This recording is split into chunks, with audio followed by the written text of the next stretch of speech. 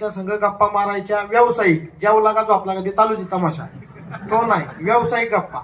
म्हणजे मला विचारता ना तुम्ही उद्दिष्ट काय बाबा सांगा यांना, म्हणून सांगतो की व्यावसायिक गप्पा फक्त आपल्या आई बाबा संघ मारायच्या. त्यांना आपला व्यवसाय पटला तर ते आपल्याला कधीही नाही म्हणणार आहे का? सगळ्यात जास्त त्यांनाच वाटतं की आपलं भलं व्हावं म्हणून. आपण मित्रासंग बोंबलत बसलं तर प्लॅन 100% फेल होणार आहे. त्याच्यामुळे पहिला आपल्या आई वडिलांसंग जास्त गप्पा मारा, त्यांना विश्वासात घ्या.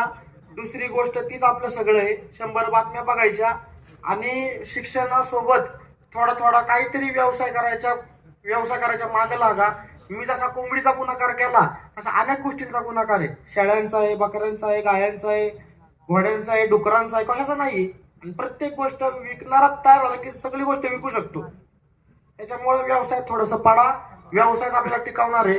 आता आमच्याकडे सर एवढं वाईट परिस्थिती आहे, पुण्यामध्ये मुंबईमध्ये मी ऐकतो माझ्या मित्रांच्या, कंपनीमध्ये कामाला येतात, उठतात सकाळी 9ला, झोपतात 9ला, जायला 2 तास यायला 2 तास, 24 तासामधले सर 20 तास प्रवासामध्ये नोकरीमध्ये जातात दुसऱ्यासाठी. आपलं काय?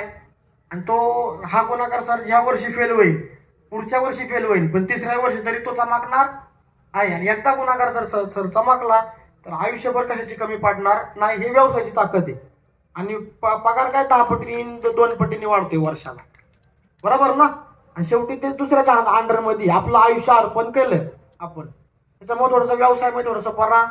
आणि आपल्या नोकरीसोबत नोकरी करणाऱ्यांना पण सांगतो, कोण काय हटकून आहे, कोणाला काय मस्ती नाही आली नोकरी करायला, पण ती मजबुरी आहे, परिस्थिती म्हणून ते पण चालू आहे. पण त्यासोबतच थोडासा वेळ काढून व्यवसायाकडे वळा. शिक्षणासोबत पण व्यवसायाकडे सर वळालं पाहिजे. क्या बात आहे. म्हणजे उद्योगाकडे, व्यवसायाकडे वळा, हा दादांचा संदेश आपल्या सगळ्यांसाठी आहे. आणि